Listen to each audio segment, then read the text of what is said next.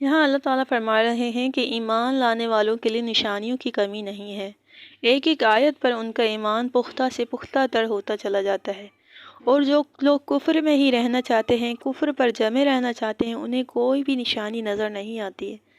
مثلا اللہ کی یہ نشانی کیا کافی نہیں ہے کہ اللہ نے تمہارے پاس ایسا رسول بھیجا ہے جن کو تم خود جانتے ہو، اس نے آج تک کبھی بھی جھوٹ نہیں بولا ہے؟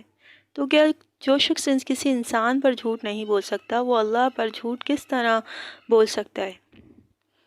تم یہ سب بھی جانتے ہو کہ وہ لکھنا پڑھنا بھی نہیں جانتے تھے، ان کا کوئی استاد نہیں ہے، پھر وہ ایسا کلام پیش کرتے ہیں جس کے مقابلے میں کلام لانے سے تم سب کے سب عاجز ہو۔ تو کیا صرف یہی بات اللہ کے وجود پر، نبی کی نبوت پر اور قرآن کے کلام الہی ہونے کا واضح ثبوت نہیں ہے؟ مگر جو شخص ماننے کا ارادہ ہی نہیں رکھتا، کوئی بھی نشانی اسے ایمان لانے پر مجبور نہیں کر سکتی ہے۔ اب آگے اللہ رب العزت ارشاد فرماتے ہیں، اِنَّا أَرْسَلْنَاكَ بِالْحَقِّ بَشِيرًا وَنَذِيرًا وَلَا تُسْأَلُ عَنْ أَصْحَابِ الْجَحِيمِ، اور ہم نے آپ کو حق کے ساتھ خوشخبری دینے والا اور ڈرانے والا بنا کر بھیجا ہے، اور اہل دوزخ سے متعلق آپ سے کوئی باس پرس نہیں ہوگی، یعنی آپ سے سوال نہیں کیا جائے گا اہل دوزخ کے بارے میں، یعنی آپ کا کام صرف اللہ کا پیغام بندوں تک پہنچا دینا ہے۔ اب اگر لوگ ایمان نہیں لاتے اور دوزخ کے مستحق ٹھہرتے ہیں، دوزخ میں جاتے ہیں، تو اس سلسلے میں آپ پر کچھ بھی الزام نہیں ہے۔ وَلَن تَرْضَىٰ عَنْكَ الْيَهُودُ وَلَا النَّصَارَىٰ حَتَّىٰ تَتَّبِعَ مِلَّتَهُمْ، اور یہود اور نصارہ آپ سے اس وقت تک کبھی بھی خوش نہیں ہو سکتے جب تک کہ آپ ان کے دین کی پیروی نہ کرنے لگیں۔ یہاں اللہ تعالیٰ فرماتے ہیں کہ یہود اور نصارہ تم سے جب تک خوش نہیں ہوں گے جب تک تم ان کے دین کی، ان کی ملت کی پیروی نہیں کر لیں گے۔ یہاں ملت سے مراد وہ دین نہیں ہے جو تورات میں یا انجیل میں مذکور ہے، بلکہ وہ دین ہے جس میں وہ سب خرافات بھی شامل ہیں جنہیں ان لوگوں نے دین سمجھ کر رکھا ہے، اور وہ بھی رنگ ڈھنگ بھی شامل ہیں جو یہ لوگ اختیار کیے ہوئے ہیں۔ لہٰذا انہیں خوش رکھنے کی فکر چھوڑ دیجیے، کیونکہ جب تک آپ عقائد و اعمال کی انہیں گمراہیوں میں مبتلا نہ ہو جائیں جن میں یہ پڑے ہوئے ہیں، اس وقت تک یہ لوگ آپ سے راضی نہیں ہوں گے، ان کا راضی ہونا محال ہے۔ قُلْ إِنَّ هُدَى اللَّهِ هُوَ الْهُدَىٰ، آپ کہہ دیجئے کہ ہدایت تو وہی ہے جو اللہ کی ہدایت ہے۔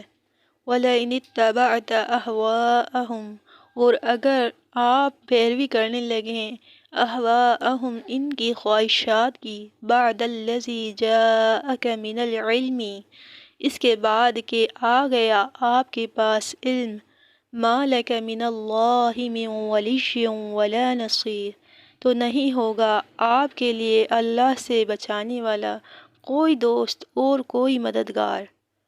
یعنی اگر آپ بھی علم آ جانے کے بعد ان کی خواہش کی پیروی کریں گے تو آپ کو بھی اللہ سے بچانے والا کوئی حمایتی یا کوئی مددگار نہیں ہوگا۔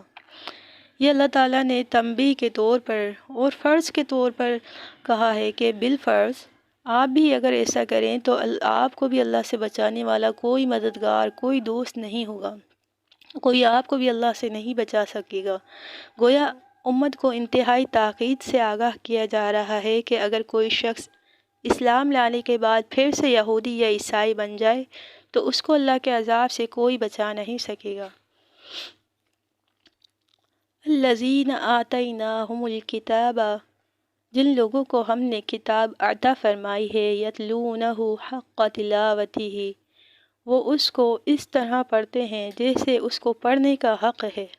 اولئک یؤمنون بہ، یہی لوگ ہیں جو اس پر ایمان رکھتے ہیں۔ ومن یکفر بہ فاولئک ھم الخاسرون، اور جو اس سے کفر کرے گا یہی لوگ خسارہ اٹھانے والے ہیں۔ یہود میں کچھ تھوڑے سے لوگ بہت ہی انصاف پسند بھی ہوتے تھے جو اپنی کتاب کو نیک نیتی سے پڑھتے تھے اور سمجھتے بھی تھے۔ ایسے ہی لوگ رسول اللہ صلی اللہ علیہ وسلم اور قرآن پر ایمان لائے تھے، جیسے کہ ایک ان میں سے عبداللہ بن سلام رضی اللہ عنہ اور ان کے ساتھی بھی تھے، اور ان کے ایمان لانے کی وجہ یہ تھی کہ وہ تورات کو غور سے اور سمجھ کر اور نیک نیتی سے پڑھتے تھے، اور جو لوگ تورات سے ہدایت حاصل کرنے کے بجائے اس کی تحریف میں اور تعویل کے در پہ ہوتے تھے وہ خسارہ ہی اٹھانے والے ہوئے۔ یہاں تک اب تک بس اتنا ہی۔ اب آگے انشاءاللہ ہم 15 رکوع پڑھیں گے۔ تب تک کے لیے اللہ حافظ۔ السلام علیکم ورحمۃ اللہ وبرکاتہ۔